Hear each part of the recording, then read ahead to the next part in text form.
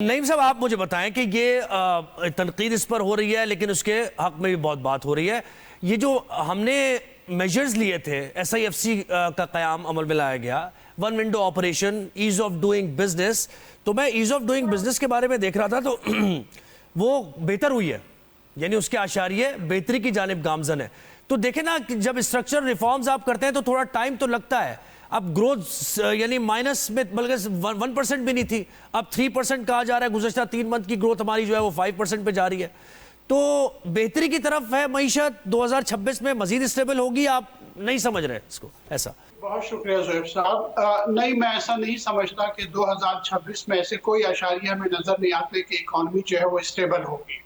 देखिए, सबसे पहली बात तो ये है कि PIA का जहां तक ताल्लुक है तो प्राइवेटाइजेशन जो है वो मुल्कों में होती है। लुफ्थांसा भी हुई थी, जापान एयरलाइन भी हुई थी, ब्रिटिश एयरवेज भी हुई थी, लेकिन उन्हें औने पौने इस तरह नहीं बेचा गया था जिस तरह PIA को बेचा गया है।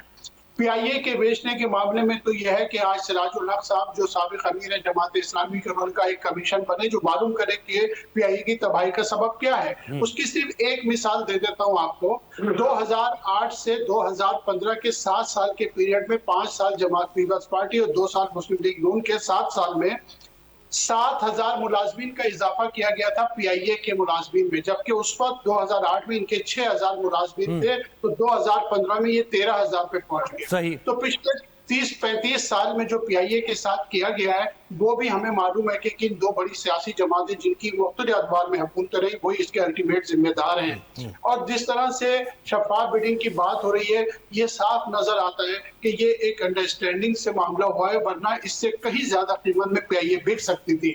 और पाकिस्तान की इकोनॉमी को ये दो सियासी जमातें, पीपल्स पार्टी और लीग नून, किस तरह हमारे साथ कर रहे हैं।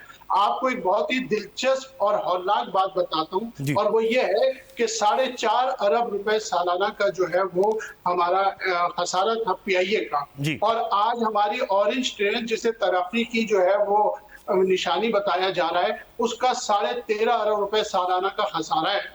कर उसके बाद वो भी PIA जैसी शक्ल इख्तियार कर लेगी, लेकिन आज हुकूमत उस पर जो है वो डोंगरे बरसा रही है। दूसरी बात ये है कि हरगिज जो है वो अभी 3 पे हम नहीं पहुंचे। अभी एक्चुअल जो है वो 1.70 जो है शरह नमू है इस वक्त पाकिस्तान में हकीकी तौर पे। और शरह नमू आपकी जब बढ़ती है जब आपका लार्ज स्केल मैन्युफैक्चरिंग जो है वो आगे बढ़ता है। आप अंदाजा लगाइए कि इस वक्त जो है वो माइनस में है। एप्टमा के चेयरमैन, उनसे ज्यादा ऑथेंटिक आदमी कौन है? उसने कहा कि 140 टेक्सटाइल मिलें पंजाब में बंद हो गई है। 187 टेक्सटाइल मिले हैं पंजाब में, 140 बंद हो गई है। SMEs, फैसलाबाद में SMEs का बड़ा मसला है, बिल्कुल वो काफी ज्यादा क्राइसिस है। हमारी एक्सपोर्ट नहीं बढ़ रही। हमारी ग्रोथ उस वक्त होगी जब हमारी एक्सपोर्ट बढ़ेगी। 3 बिलियन डॉलर का हमने एक्सटर्नल लोन ले लिया है सर, और ये 36 करोड़ 40 लाख डॉलर ज्यादा अब पाकिस्तान ने गुज़श्ता साल के मुकाबले में लिया है। और मैं यही अर्ज कर रहा हूं कि जो इंडस्ट्री ग्रोथ नहीं करेगी, किसान मुल्क में पिस गया है, एग्रीकल्चर की सूरत हाल हमारे सामने है। आप मुझे बताएं कि हम कहां जा रहे हैं। दूसरी बात, एक बहुत जरूरी बात है, देखिए ये करना बहुत जरूरी है। IMF ने कहा 5,300 अरब की जो है करप्शन हुई। 5,300 की करप्शन नहीं हुई, करप्शन ज्यादा हुई। लेकिन प्री बार्गेन के नतीजे में 5,300 अरब जो है वो वसूल हुए, उससे ज्यादा करप्शन हुई। 5,300 अरब की भी अगर आप करप्शन तस्वुर करें तो ये बनते 53 खरब रुपए। 53 खरब रुपए को अगर आप 280 से डॉलर बनाएं तो एग्जैक्टली 18.86 अरब डॉलर बनते हैं। आप अंदाजा करें कि 18 अरब तकरीबन 19 अरब डॉलर की जो है वो करप्शन होती है। उस पे कोई वजीर परेशानी का इजहार नहीं करता, कोई प्रेस कॉन्फ्रेंस नहीं करता, कोई वजीर आजम नहीं कहता। और 7 अरब डॉलर के लिए वजीर आजम शहबाज शरीफ साहब के बकौल हम नाक से लकीरें निकालते हैं। सर अभी देखिए ना, हमारे साथ अभी पॉलिटिकल एनालिस्ट ज्यादा बैठे और उन्होंने सही कहा इमरान साहब ने कि भाई मैं इतना ज्यादा नंबर्स के बारे में तो नहीं बता पाऊंगा, लेकिन खैर ओवरऑल सूरत हाल तो खैर मईशत से जुड़ी है, सियासी सूरत हाल इसका हमने जिक्र करना है। लेकिन ये भी बता दूं कि ओवरऑल डेफिसिट 37.2% अब गया, यानी ऊपर गया हमारा ओवरऑल जो डेफिसिट है। अब जरा सी प्लीज एक बात बस और कर, देखिए, इसी तरह सूरत हाल ये है कि अभी हमारे अजहर जावेद साहब फरमा रहे थे कि जी 2 आदमी जो कि हुकूमत के नाकिद हैं, उन्होंने कहा कि पीआईए की जो निजकारी है वो ठीक है। तो मैं भी चाहता हूं कि मैं भी एक साहब का नाम ले दूं, हफीज पाशा साहब पाकिस्तान के चंद नामवर मईशतदानों में से हैं। उन्होंने कल रात को ये फरमाया था कि पाकिस्तान की मईशत डूब चुकी है। उनका कहना यह था कि बिल्कुल अंधेरा है और हमें किरण की कोई उम्मीद नजर नहीं आती है। नहीं सर, अभी ये तो बड़ी मायूसकुन बात हो गई, मायूसकुन साहब मेरी ऐसा नहीं है। हाँ जी जी जी, फरमाइए बात सुने। देखें, ऐसे लोग जो इस तरह के बयानात देते हैं, जब मईशत डूब चुकी है, वो 3 साल पहले कह रहे थे कि पाकिस्तान डिफॉल्ट कर गया और वो श्रीलंका की सूरत हाल बन गई है।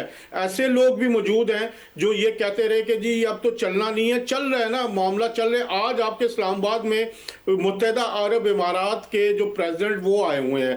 आपकी मेरी एक और भी बात सुने। अभी इन्होंने बात की पीआईए की नहीं, अजहर भाई ये कहना चाह रहे हैं, इन्होंने बातों को करार दिया। साहब प्लीज मेरी बात पूरी करने दें मुझे, प्लीज। मैं दलील से बात कर रहा हूं। मैं भी दलील से बात कर रहा हूं। मेरी पहले अजहर जावेद साहब बात कर लेंगे, फिर नईम साहब आप बात कर लीजिएगा। अच्छा, देखिए, इन्होंने फरमाया कि जी 2 जमातें हैं जिनकी वजह से पीआईए डूबी।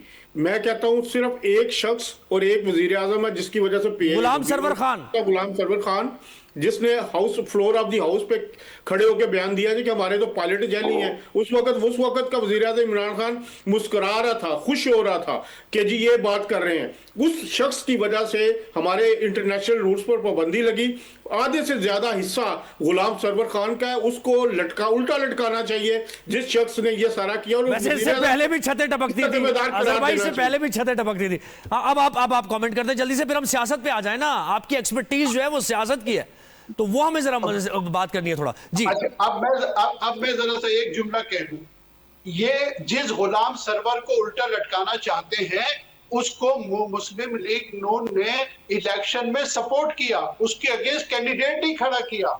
बात यह है कि इनकी सारी गुफ्तगू या सारी दलाइल सब मुनाफिकाना है।